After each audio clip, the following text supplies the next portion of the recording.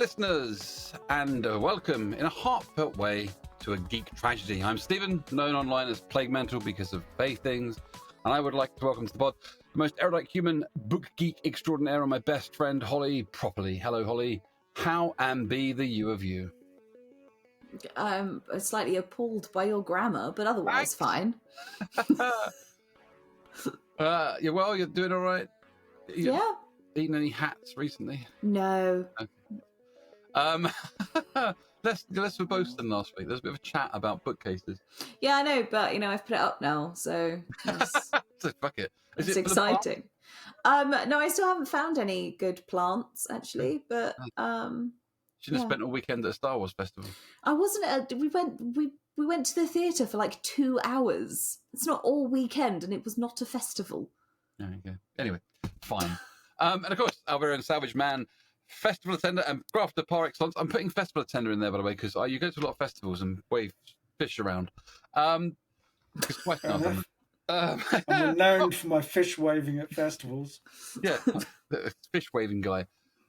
That's Mark Horry. Hello, Mark. How are you? I'm well, thank you. And this week in my studio, I have been converting a Nerf gun into something which looks like a weapon that would be carried by Aloy from Horizon Zero Dawn. That's cool. Yeah, that's quite fun, actually. So... Last Nerf gun I got hold of that was yours. Was it a Nerf gun? Was the one with the mermaids and the... Oh, God, that was the steampunk chainsaw cannon thing. Yeah, that was years ago. Yeah, that was a Nerf gun.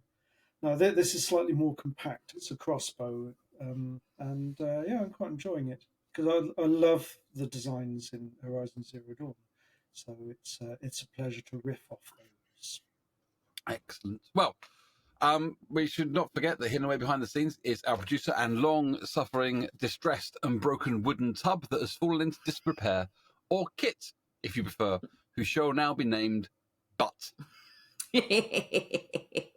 Like a rain butt. Or they are in control of this entire thing, and they can make you look really bad. Well, they really look really bad. They're up in the corner there, doing that evil finger thing. I do not care. Okay, fair enough. Anyway, on your own head be it. Well, there you go. But it is another word for wooden tub that's fallen to spare is Kit. And how is your head at the moment before the Kit butt falls upon it with great weight? It's a really weird analogy you've used there. Sure. I'm struggling for a segue.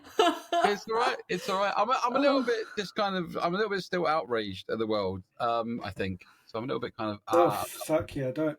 We're really lucky this isn't a political podcast because I would be raging. I would have been raging for the past, however, 15, I would be spending the next hour months. going on about Adolf Hitler and his best friend fucking Mussolini. Yeah.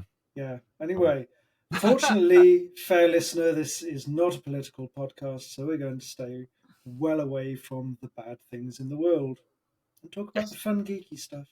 Yes, we will not talk about swastikas or whatever. You're right, Holly. Yes. Anyway, on Alberta government telephone this week, it is time for us to round off our jaunt around the Shire. It's not, I'm lying. I mean, we tried last week to talk a little bit about the Hobbit films, right? We were going to stick it into a half-hour session. We went on for about 40 minutes, but we only got about halfway through the films. I was hoping that this week, we could kind of round it off and talk about some of our favourite moments. A bit of second. That won't take long. Bilbo, what? Talking about our favourite moments won't take me long. Well, no, I mean in the whole Hobbit thing, Oh, right, yeah, okay. Slap Gollum around a bit, dip our toes into the always below the misty mountains. I can tell you what my favourite moment ever related to the Hobbit is. No, save just it for immediate. a whole... Because when you spoke in the first pod, and the way you spoke about how the Hobbit, kind of touched you back, taught you that small people can do big things when they're little. That really struck a chord in what's left of my soul. And I really want to kind of talk about that.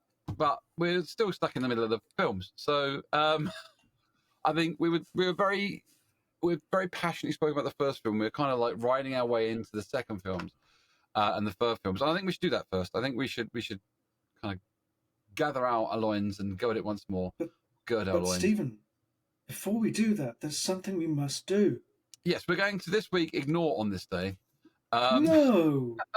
So I'd whipped up a whole, as promised from last episode, I'd whipped up a whole orchestral version of it.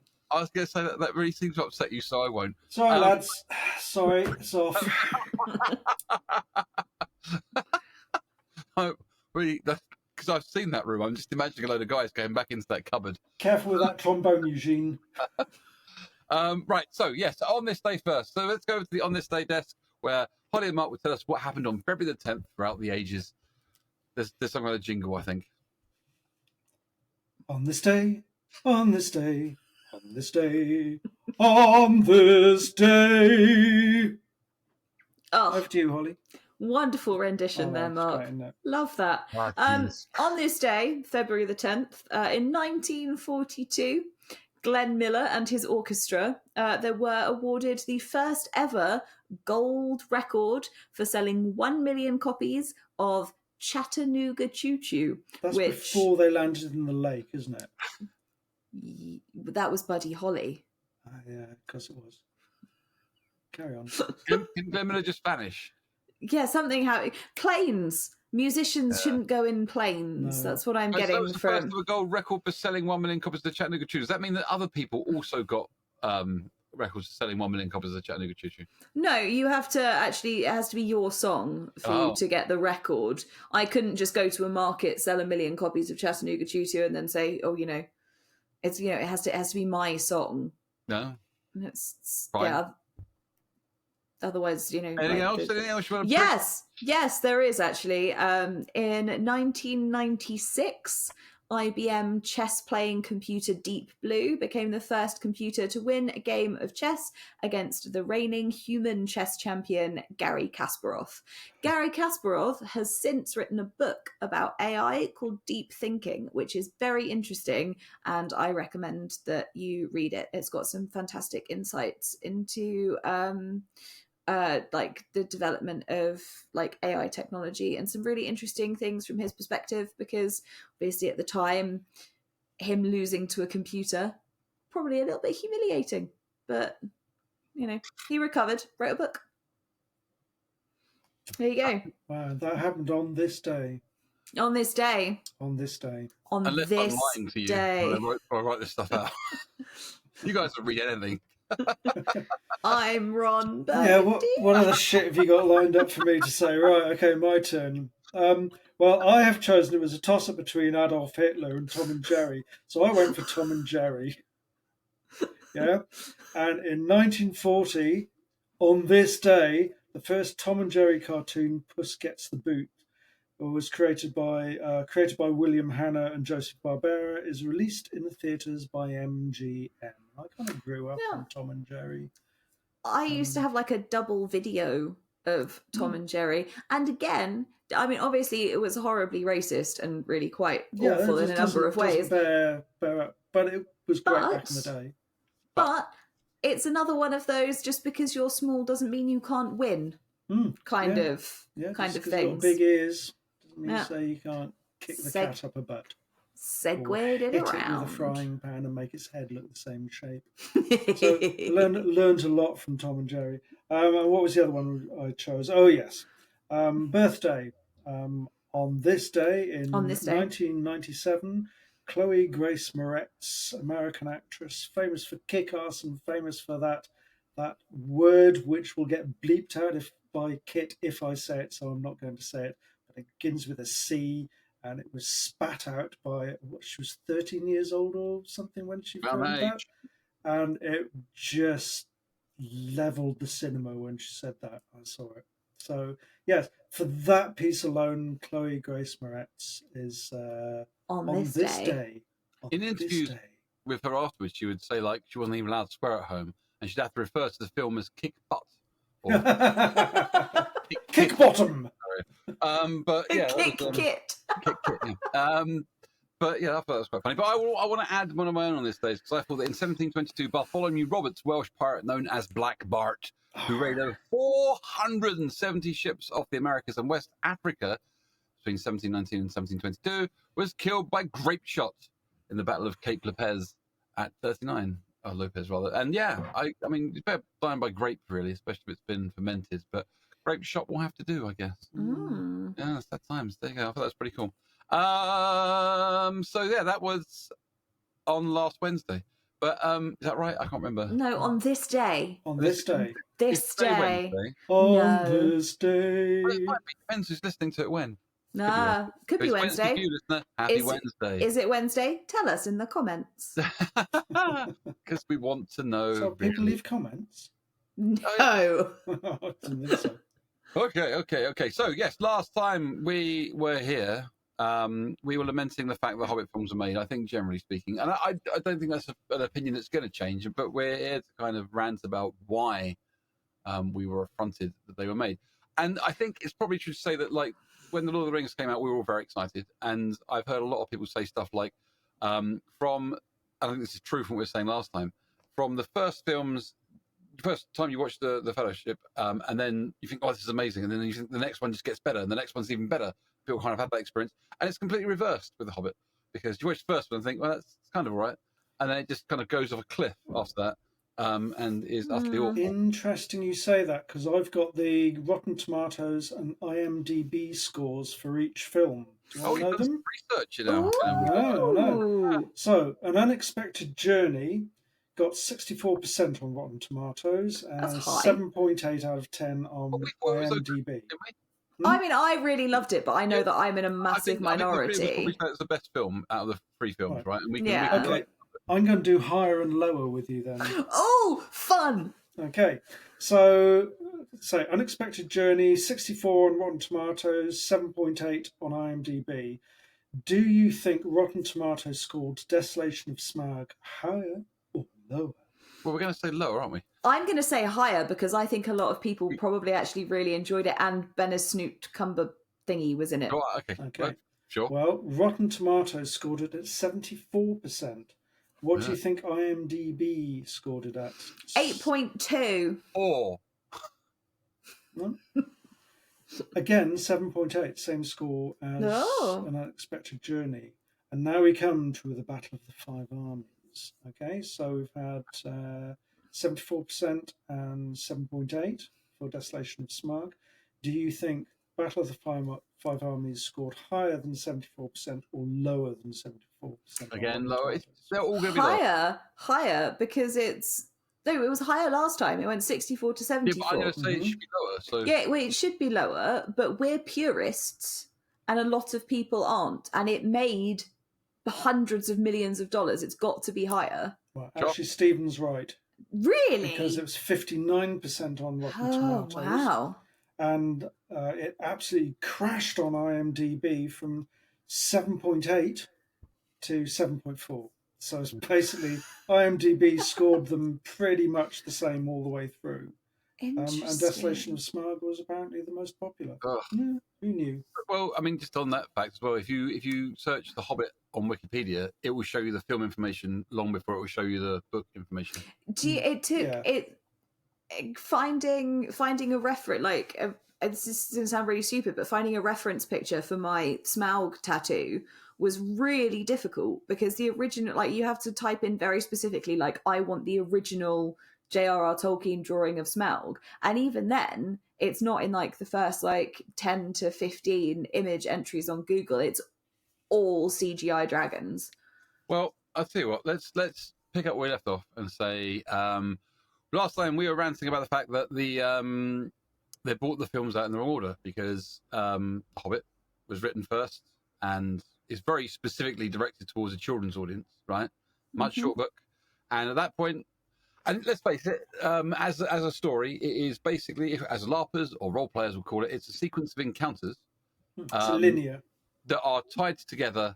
I talked about this in the storytelling version in the first one we wrote. We talked about in the very first episode of The Hobbit about how it's written. And yeah, it's just a sequence of short stories tied together by a loose thread of a guy that really likes to smoke and eat things, which is generally a very specific kind of person, is leave it out of their home. You like to smoke dope? I mean, Well, I smoke, don't.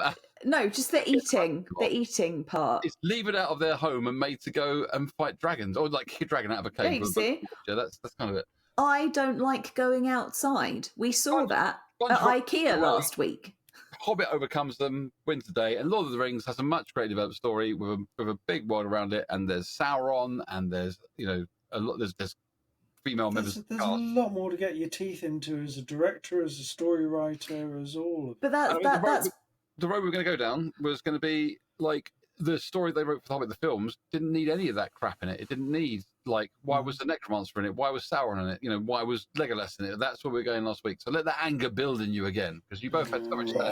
Hulk smash. But he shouldn't have been in it either. You've answered the question. I think we've answered that question already, and the fact that like the Lord of the Rings was very clearly a passion project for everybody involved in it. Yeah. With a huge amount of lead-in time as well. Yeah, and it was. I mean, like the entire cast lived it, and you never ever hear anything bad about the people that were in Lord of the Rings, like were starred in Lord of the Rings. They're all like stand-up people. Like everyone was lovely. Everything's fantastic. They all go and whoa. Rhys Davies kept hitting people really hard with his axe. No one liked being hit by Rhys Davies. Well, no, but he hated the makeup as well. But that's just kind of like that's just quite funny. He didn't like shoot anybody or nothing terrible. It was all out on the boats as well and capsizing people. It was clearly a passion project among people that became lifelong friends, right? And The Hobbit was The Hobbit was a money project. Yeah, it was absolutely CGI rather than masks and materials. And I think even if you'd given Jackson the budget properly, he probably would have done a better bunch of films than he got given. He should have had the same budget and made one film. Budget, one film, sorted. I would have loved to have seen Del Toro's 2-movie approach to it, because that would have been really interesting to see Del Toro doing that. But because there were so many issues of like budgeting and scheduling and the studios really getting their fingers into it, eventually, I think it was about 2 years worth of back and forward with Del Toro before we went, screw this, I'm off to do Mountains of Madness, something which he didn't do. So Jackson kind of grudgingly said, oh, fuck it, okay, I'll do it. So he didn't have the initial passion for it. He didn't have the lead-in time for it. He had all that pressure from the studios going, hey, we want another trilogy. We want it. I mean, they crowbarred in the tone of The Lord of the Rings, which absolutely is tonally, it's a completely different book to The Hobbit. But they crowbarred in the tone of The Lord of the Rings, and they crowbarred in The Lord of the Rings into The Hobbit. Even the music, they used music that was like, I think there's a bit where the dwarves are fighting people, and it's just like kind of an orcish scene. And I remember sitting there listening to it going, isn't this the music for the Nazgul? And it's the Nazgul music, and you're thinking, well, they've put it there because it's Lord of the Rings, and that's fine, but it actually has words to it, and they're not about, and they're in Elvish, obviously, so like only a geek's going to get it, but they're not about dwarves fighting orcs at all. They're about the sorrow and loss of the... No, but they did do the Misty Mountain song. They did. And that was just... But the point, I'm on Mark's side here, because they just kind of shoehorned in loads of stuff that didn't belong in The Hobbit. No, I absolutely get it. I think that, like, one of the things that I wanted to say last week that I kind of didn't get round to was when we were talking about Tauriel being, like, crowbarred in as the love interest. Like, I think that they could have added her as a character with no love interest, and that actually would have been a very, very, very strong... that would have been a very strong choice, and I think that would have been a choice that actually reflected quite well. And I think that there was a lot of opportunity there to create a create a character that was actually a really fantastic role model for girls. She grows up in the second film, doesn't she? the end of the first one. I don't Because the end know. of the first one is pretty much don't the bit care. where the eagles carry them off, right? It's when they introduced Radagast, because Radagast, hedgehog, dying hedgehog, spiders round his house for no good reason, forest, Q, Mirkwood. They have to have introduced Radagast before they've introduced I have. Legolas and Tauriel, or L'Oreal, as I would like to call them from now on. Because we Is deserve it. Timotei? Maybe it's Maybelline. Wait, Timotei, wasn't he in Pratchett? Yeah, probably. Yeah. Pronounced tea time. No, Tiatame. Tiatame. But I think that could have been a really strong choice, but it was. I don't know. Where would you put it though? Because I mean, like, when you said that, I was trying to think, would she be an elf? And I thought, no, she wouldn't be an elf in my head. You put in a strong female lead. It wouldn't be. She wouldn't just turn up as an elf. No, you want a strong female lead, but you want the strong female lead. Like, I think, for example, if I had the same parameters and I still had to make a 3-movie Hobbit, she would be the de facto. She'd be Bard. I'd put her in Bard's place. If you're going to do like sort of gender swapping stuff, then yeah, her as Bard would be good. Or is Bard in the Hobbit? Yeah. Yeah, Bard. I guarantee you, I have no proof of this, but I'm going to guarantee it anyway, that at some point, one of the studio executives went, maybe we can make some of the dwarves sexy female dwarves. We've got a sexy male dwarf. Which ones can we... I guarantee you, some bugger went, maybe we can make some of the dwarves female. Then we can have a bit of a, sort I think that would have been fine, though, wouldn't heroic love interest thing there. Again, I think it would have been okay as long as there wasn't like I don't think you need a love interest. This isn't a story. The Lord of the Rings is a story ultimately about love, right? The Lord of the Rings is a story about how love and community and fellowship. Frodo and Sam. But all of them together in their own way, apart from Legolas, who never speaks to Frodo once. All of them, they all have. Bastard. I know, right? Dick. They all demonstrate the fact that love is very important, but it's always the majority of that love is platonic love, right? And the men in Lord of the Rings are incredible. Like, you could walk into a room surrounded by the men of Lord of the Rings as a woman type person and feel completely safe. They are, they are heroes to their absolute marrow. And the fact that they're so tender with each other, the fact that they kiss each other on the forehead and they hug each other a lot, and there's this whole big kind of camaraderie thing. Like, that's how you display love and that's how you teach people that love isn't just about bumping uglies, right? It's not just it's not just about romantic love. And you put that, you can see that in the Hobbit. You can see how Balin cares for Thorin, you can see how all of the dwarves care for each other. You can see how you just don't know which one's caring for which because they're all kind of interchangeable. I mean, that's quite true, but they look like humans, remember? But you don't. Two of them look like humans. You don't. It doesn't need to have that kind of that romantic level to it. Designed for small children doesn't need a romantic lead. No, it just needs adventure. It just needs adventure, and it needs to teach care and companionship and community. And those are the things that the Hobbit taught. The Hobbit taught that you could make friends wherever you went if you invaded somebody's house and ate all their food, and there was a wizard there. As long as there's a wizard. As long as there's a wizard, fine. Everything is fine. If you don't want to go outside, sometimes it's okay, but sometimes you'll find some really cool stuff. Yeah, exactly. It's meet some really nice people. It's huge. A grudging adventure. Even at the end, right? Even at the very end of the book, in the Battle of the Five Armies, in the story itself, like I said last time, it's 3 pages long, and in that, what does Bilbo say? Oh, he doesn't He says, "This is stupid. I'm going to have a nap," basically, and he's asleep for the Battle of the Five Armies, and everyone in it is like, "Yeah, this is fucking stupid. Why the fuck are we having a fight?" And that's that's a really important part of the book, because it leads up to this big battle and nothing really happens in the big battle. It's a very small part, and that's the end of it. And they go home, and the ring isn't even important. It's like, what are you going to do with the ring? I'm going to put it in a glass case over there on the wall, and I'll forget about it, because he hadn't written anything else at the time. Yeah. But in the film, they make a fucking film. They make a whole film out of a thing that in the book it's just pointless.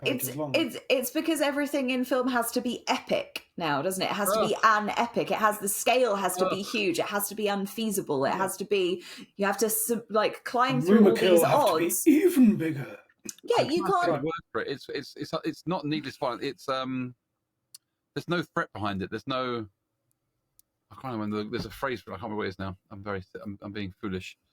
Well, there's like, so confrontational violence. It's when you have confrontation, which leads to peak drama. That's good, right? So you have it in things like the riddle for the ring, right? That's confrontation. It's dramatic and it's got power behind it. And even though they've already brought out Lord of the Rings, and you know that Bilbo's going to be right and Frodo's going to get the ring eventually, it's got drama behind it because it's well written. It's written by the master of writing, because they kept in Tolkien's work, so it's really good. But stuff like the Battle of the Five Ring, the Battle of the Five Armies in the film has no purpose, because it's there's no. Tolkien wasn't really interested in writing a big fight scene, and writing about a big fight scene is really fucking boring.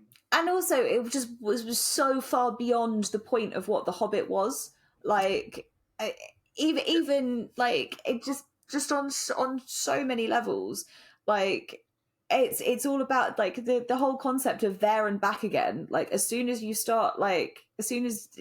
the Hobbit there and back again, cool, he's going to come back, he's going to be absolutely fine. Like we can fall asleep during this battle because we already know it's the getting there. It's the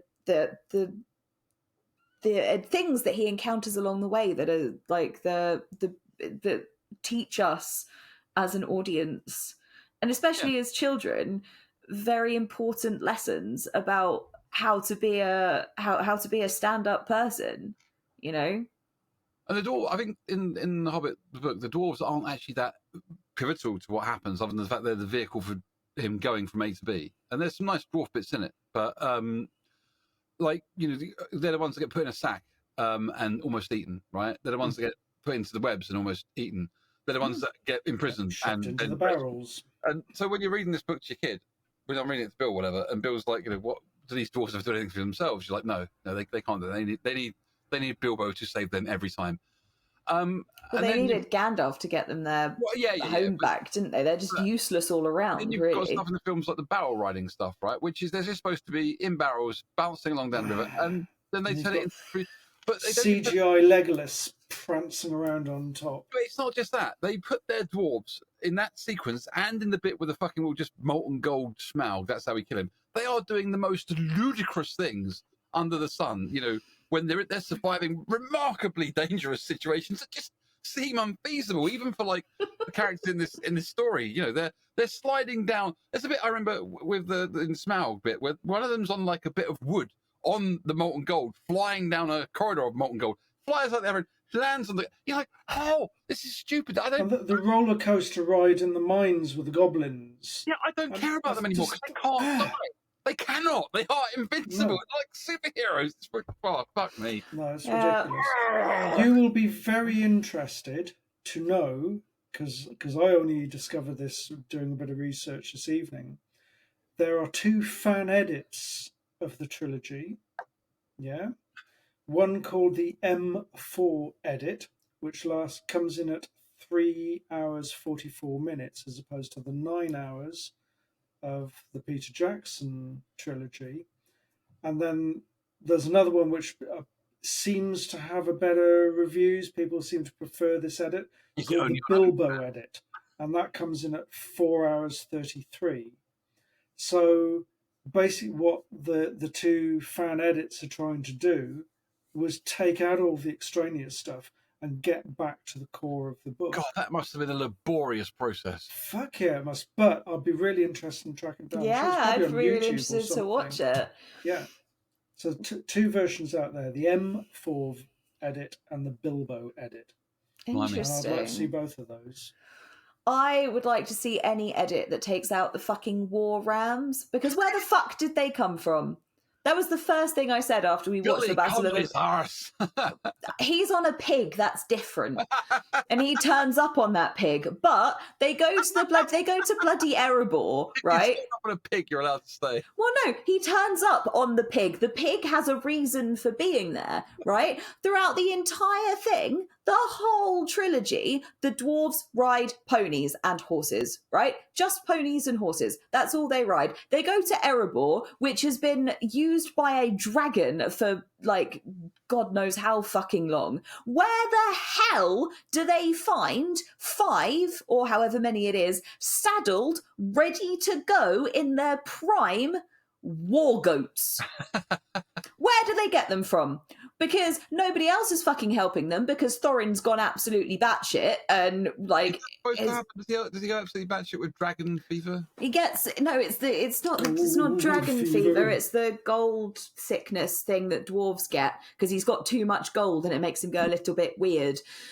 But no one's helping him because he's been like, I'm not helping anybody else, like, Erebor's mine, rah rah rah, no one can have all their stuff. And the elves are like, we just want some diamonds. And he's like, no. So they're not helping him. Billy Connolly turns up late. Like, Where do they was even in it? Where do they come from? Do you not feel for Bard though? You know, he turns up, he's like, guys, we made this deal. Bit of cash, and it's like, no. I know, right? They come from, because a mummy goat loves a daddy goat very much. No, I mean the continuity problems, not the. I get where goats come from.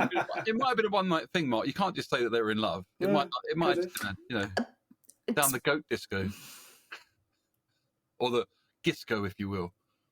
Goats go. Goats go sounds like they go shopping.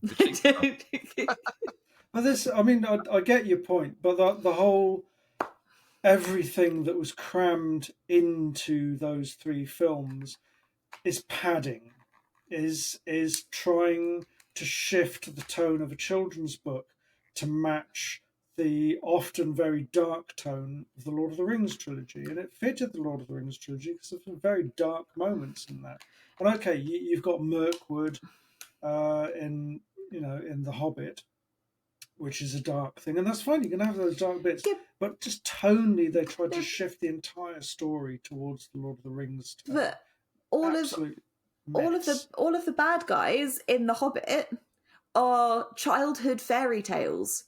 They're not built. They're not Nazgul. They're not Sauron. Yep. It's not huge world destroying trolls and spiders things. And dragons. It's trolls and spiders and dragons. It's the things that children are scared of when they're little, and it shows you again. It shows you this is how you defeat the things that you are scared of. You defeat them with light. You defeat them with kindness. You defeat them with cleverness. You be brave. It's not you just stab them or you guys with the axes get trapped, captured. We smash things, trapped, captured every time. Exactly. So changing the tone there and kind of going, right, well, look, necromancer, big bad thing. Ooh, so terrifying. And it's waving around. No! You're like, but that never happened in The Hobbit. No. And then he cut off his head, held it in the air, and it bled, my son. Ah! It's not. It's all the things that you can overcome. It's always just the things that you can overcome. Again, no matter how small you are, no matter how much you want to be at home reading your book and eating pie, if you go out and you have an adventure and a bad thing happens, you can defeat it. Well, there's another subtext of the story as well, I think, and that is the danger of greed. Yeah, because that virtually destroys Thorin, which that whole nature of greed thing is kind of ironic considering what the studios did to The Hobbit by turning it into a big greedy billionaire like we've done there. Good. Trilogy. So, I think the whole thing kind of carries on into because like with Thorin, they're like he's especially with the gold sickness thing and the lesson that you can hoard too much, like the dwarves do it and then the dragon does it. It doesn't feel Bilbo taking the ring from Gollum doesn't feel that bad It doesn't feel like a greedy thing. It feels like I found this and then I won it. This is okay. Well, which was in the original version. It very much teaches you to check the provenance of your antiques. Well, here's a parallel. Are the studio executives actually Thorin Oakenshield? Did the lure of $1 billion revenue from this trilogy turn them into gold crazed dwarves who would ruin their own lives, their own products, just for the sake of grabbing a bit more gold? They certainly seem like the kind of people that are now driving around in wank panzers, so probably. What? Wank panzers as opposed to grease leopards. Panzers, sorry. Wank panzers are, what do you call them? Teslas. I much prefer the phrase wank puffin, but it's more wholesome, I feel. Yeah, wank panzer fits in with the whole Nazi. I get it. I do. I'm not. How is a puffin going to... I mean, there's little wings. Anyway. How? We're going to run out of time in a second, but I wanted to, before we finish up on The Hobbit, I wanted to actually put in a good point. So I thought one of the best performances, not latterly CGI'd after the initial appearance, but like the whole effort that Smenomich Munghatch put into being Smaug was fucking phenomenal. It was incredible. I think you'll see him on the floor, pouring around doing his Springsteen thing. Yeah. And again, because they actually stuck to Tolkien's writing, rather than that, the bit where Bilbo meets him was just really good. That scene is incredible, and I think it is it's because it's so tense, and it's so you know everybody knows that the dragon is going to wake up. You go in there, the dragon is going to wake up. Like, that's just the thing that's going to happen. Even if you've never read The Hobbit, even if you have no idea what's going on, that dragon is waking up, right? Yeah. But having, again, that's probably the one part of the second two films that actually fits with... Where's the second one? Well, no, the third film is the bit where he gets arrowed through the chest. The rest of it is nonsense. Yeah, okay, yeah, it's a good point. But it's the only part of those two films that fits the vibe of The Hobbit. Again, there is a very small person standing up to something that is much bigger than he is, and his approach isn't to barrel in there with an axe, or it's to fucking compliment him. How do you get around a bully? You take the wind out of their sails. Oh, Smaug, greatest of calamities. I just came to look upon your face. Fucking beautiful. It's incredible. Immediately afterwards, they ruin it by the dwarves going in to fight him, which obviously, doesn't happen. But, there was one cool bit of CGI in that, which is when they're running through when they're all standing under the bridge and they're being really quiet and they can hear all of the coins falling out of his scales. I just thought that was a really cool kind of touch. There's also some awful bits in that, because some of that is absolutely, they've admitted now, it's completely unfinished CGI, so there's loads of bits of him falling through masonry and stuff, and it's just... Watching it on a big screen, this is diabolical, and you're charging me money for this, and you haven't even bothered to finish making it. Fucking arseholes. Anyway. Did anyone else got any rounding out points for the Hobbit films? Good or bad? I think we covered all the... Shire still looks nice. I want to live there. Yeah. Oh, I did... I had one trip to New Zealand, and it was just after they'd finished... Well, they were kind of wrapping up film for The Lord of the Rings, and I got to see the quarry where... what was Saruman's tower? Where does Saruman... Oh my God. People are shouting at me right now. Yeah. The tower of Orthanc. No, Orthanc. Yeah, I went to see the quarry, and they were dismantling the tower for Orthanc there, and a lot of burly blokes looked at us quite odd as we drove in, turned around and drove back out again. See, that was a really good use of CGI. The Ent battle in the Two Towers, that was an excellent use of CGI, and knowing now that was actually filmed in a quarry, so probably quite a lot of that water was real, makes me even happier. Yeah. So, yeah, unfortunately, a lot of the lessons learned in The Lord of the Rings were then forgotten for The Hobbit. my big takeaway, I think, from this conversation and from kind of cogitating about it in my brain is to ask directors and filmmakers in Hollywood to please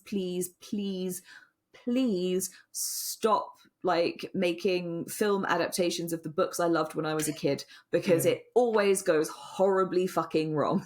Absolutely. Well, I was going Except Lord of the Rings. I didn't say that when I saw the first There and Back Again, or An Unexpected Journey, in the cinema, and that was good enough for me to want to go and see the follow-up to it, Desolation of Smaug.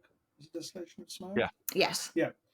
And I went to see that, and I enjoyed that so little that I didn't bother to see the Battle of the Five Armies until last year. I regret seeing. And I have no. How many years is that?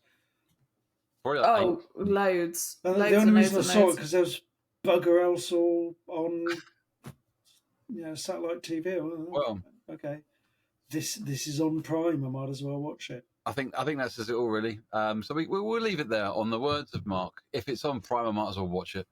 But damning statement for the show. So we might not have finished with The Hobbit. We might talk about it again with our final pleasing sort of moments, because I really quite enjoyed, as I said, the first one we did, and the round off of it would be great. But we'll see. We've got a week to think about it.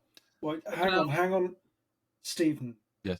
If we've learned anything from the Hobbit trilogy, it's not to stretch it out too much. Maybe we should just keep this as a two-film. But you never know. This may be our Lord of the Rings moment, so it can go on for ages.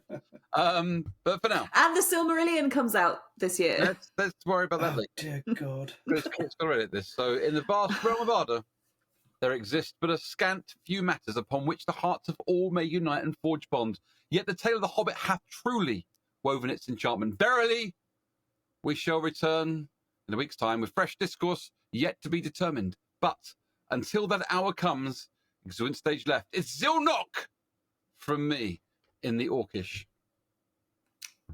Excellent. Good. Yes, I'm going to go and sit somewhere else and eat some pie and read a book like a hobbit. So it's goodbye from me in common. Sorry, did you say we were going to have a fresh disco? No, it's a goat's go. Okay. Let's play shop. That's good enough to finish the episode on. We're all very tired. Oh, bye. Bye. Goodbye. We love you all. See you soon. Take care of each other, guys. Woo. You have been listening to A Geek Tragedy with me, Plague Mantle, and my best friend, the excellent Holly Properly, and our actually famous guy, Mark Caldery. If you like this, there is plenty more at patreon.com/A Geek Tragedy. Production is by Kit Bretnell. Our logo and artwork is by markcaldery.com. Music is by Borislaw Kozielski. Follow us on Instagram and Facebook at A Geek Tragedy. Email us at geektragedypodcast@gmail.com. Subscribe, leave us a rating and a review. And don't forget to tell all your geeky friends. Also, a big shout out to all of our genius geeks. We adore each and every one of you. And of course, much love. Take care of each other.